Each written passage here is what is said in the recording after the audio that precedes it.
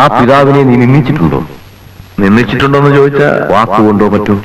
വാക്കുകൊണ്ടൊന്നും നിന്ദിച്ചിട്ടില്ല. പിന്നെ അങ്ങേര് കുരിശും തൂക്കിയിട്ടുള്ള പ്രാർത്ഥന നിന്നപ്പോ ഒരു കല്ലെടുത്തെറിഞ്ഞത് തല പൊട്ടി ചോര വന്നു.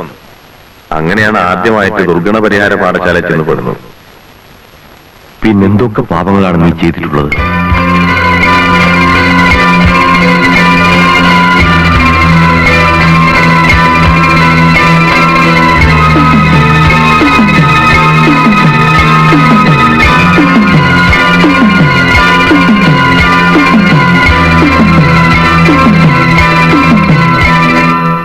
എല്ലാം പൊറുക്കുന്നവനും മറക്കുന്നവനുമായ സ്വർഗസ്ഥനായ ഞങ്ങളുടെ പിതാവേ, അങ്ങയുടെ കുഞ്ഞാടായ ഈ മഹാപാപിയോടും അങ്ങ് ക്ഷമിച്ചു കൊടുക്കണമേ.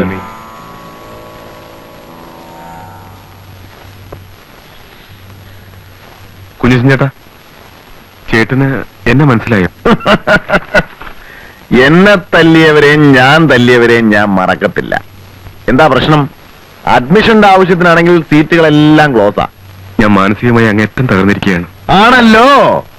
ഉത്സവപ്പറമ്പിൽ വെച്ച് പെണ്ണെ കയറി പിടിക്കുക, നാട്ടുകാർ മുഴുവൻ കൈകാര്യം ചെയ്യുക, പോലീസ് സ്റ്റേഷനിൽ പോലീസുകാർ തല്ലുക. മനസ്സിന് മാത്രമല്ല ശരീരത്തിനും അസുഖം ഉണ്ടാവുന്ന ഇടപാടാ. സത്യത്തിൽ ഞാനൊന്ന് കാഞ്ഞിരപ്പള്ളി പാപ്പന്റെ ആൾക്കാർ മോളിക്കുട്ടിയെ വളയുന്നത് കണ്ടു. ചേട്ടനും മോളിക്കുട്ടിയെ നോട്ടമിടുന്നത് കണ്ടു. പെരുന്നാൾ ആളിന്റെ ഇടയ്ക്ക് അവൾക്കൊരു ഉപദ്രവം ഉണ്ടാകണ്ടെന്ന് വിചാരിച്ച് ഞാൻ മെല്ലെ പിന്തുടർന്നതാ.